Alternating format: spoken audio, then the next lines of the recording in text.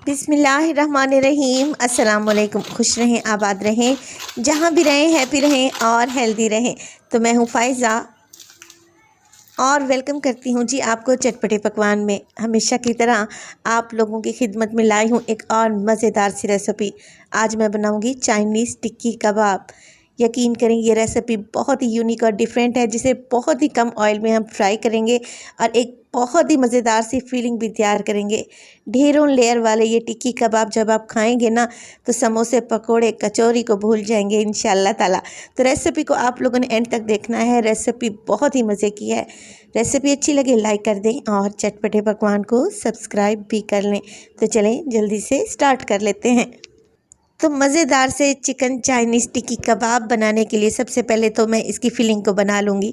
एक frying pan में डालूँगी 3 टेबलस्पून ऑयल और एक मीडियम साइज़ की प्याज को चॉप करके यानी कि ऑमलेट कटिंग में काट कर शामिल कर देंगे। प्याज को 1 से 2 मिनट के लिए ही फ्राई करेंगे और फिर इसमें डाल दूँगी मैं अदरक और लहसुन का पेस्ट तकरीबन 1 टीस्पून। अदरक लहसुन के पेस्ट को मिक्स करें और अब इसमें शामिल कर दें चिकन का कीमा। यह है तकरीबन 250 ग्राम या 1 पाव के लगभग है और ये कीमा मैंने घर में खुद ही तैयार किया है। आप चॉपर में भी ये कीमा बआसानी बना सकते हैं।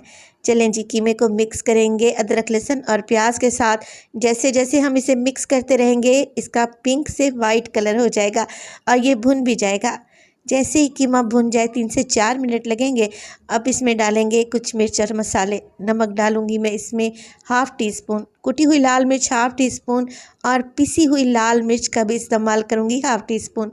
1/4 टीस्पून डालूंगी हल्दी और हाफ़ टेबल स्पून मैं इसमें शामिल कर रही हूँ धनिया पाउडर। साबित ज़ीरा भी डालूंगी जिससे फ्लेवर बड़ा ही ज़बरदस्त आएगा, तकरीबन हाफ़ टी स्पून।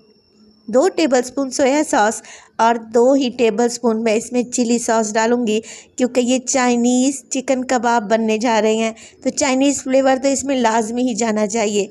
बस जी ये सारे मिर्च मसाले और सॉसेस डालें और कीमे में अच्छे तरीके से मिक्स कर लें। 3 से 4 मिनट के लिए ही कीमे को भूनें और फिर इसमें शामिल करें शिमला मिर्च 1 कप, जिसे मैंने जूलियन कटिंग में काट लिया है, और 1 कप ही मैं इसमें बंद गोभी का इस्तेमाल कर रही हूँ। इससे फिलिंग का टेस्ट बहुत ही अमेजिंग हो जाएगा और फिलिंग की मिकदार भी बढ़ जाती है, जिससे हम ढेर सारे कबाब थोड़े से चिकन में आराम से तैयार कर लेंगे इंशाल्लाह ताला। तो सब्जियां ऐड करने के बाद हाई फ्लेम पे 3 से 4 मिनट के लिए ही पकाऊंगी और फिर हरा धनिया डालकर मैं फ्लेम को ऑफ कर दूंगी।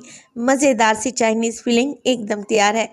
डो बनाने के लिए मैं डालूंगी 2 कप मैदा एक बाउल में छान कर शामिल कर दें और इसमें डालें हाफ़ टी स्पून के बराबर नमक और 2 से 3 टेबलस्पून के करीब आप ऑयल या फिर मक्खन या घी जो भी इस्तेमाल करना चाहें आप डाल सकते हैं।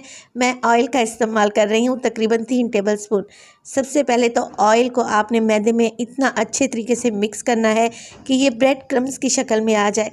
अब थोड़ा थोड़ा पानी ऐड करें और एक सख्त सा आटा गूंद लें।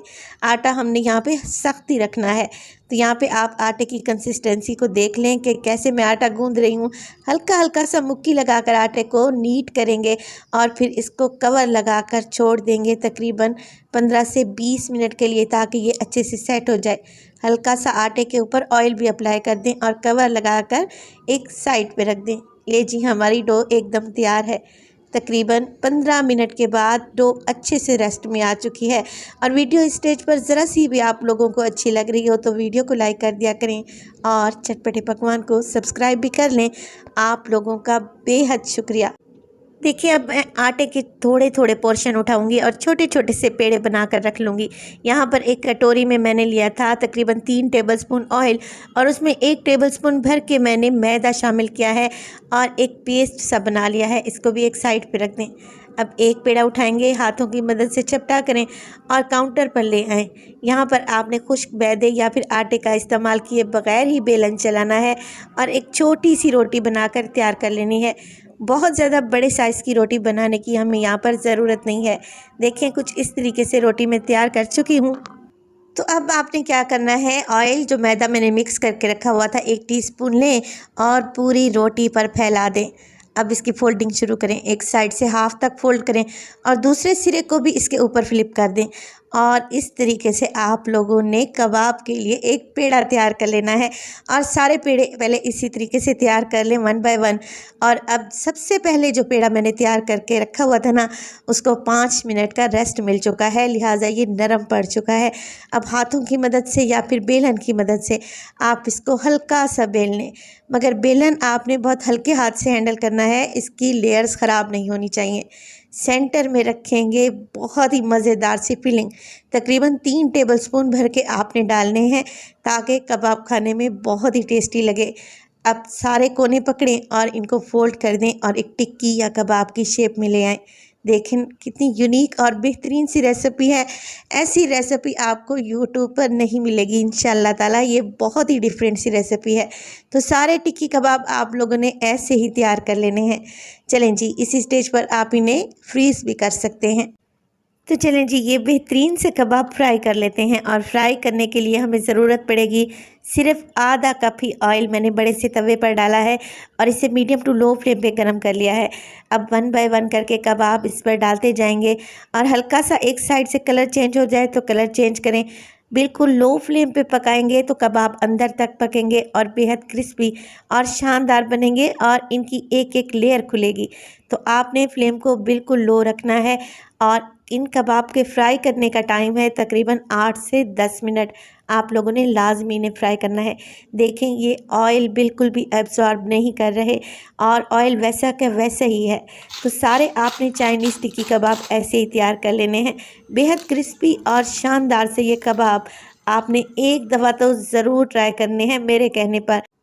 तो जब कबाब आप ये खाएंगे ना तो यकीन करें इनका जायका आपकी ज़ुबान पर रह जाएगा, ये इतने टेस्टी बने हैं। रेसिपी को ज़रूर ट्राई करें। रेसिपी अच्छी लगे लाइक कर दें और चटपटे पकवान को सब्सक्राइब भी कर लें और अपने फैमिली और फ्रेंड्स में भी शेयर किया करें। अपना बहुत सारा ख्याल रखिएगा। फ़ाइज़ा को दीजिए इजाज़त। टिल देन अल्लाह निगहबान।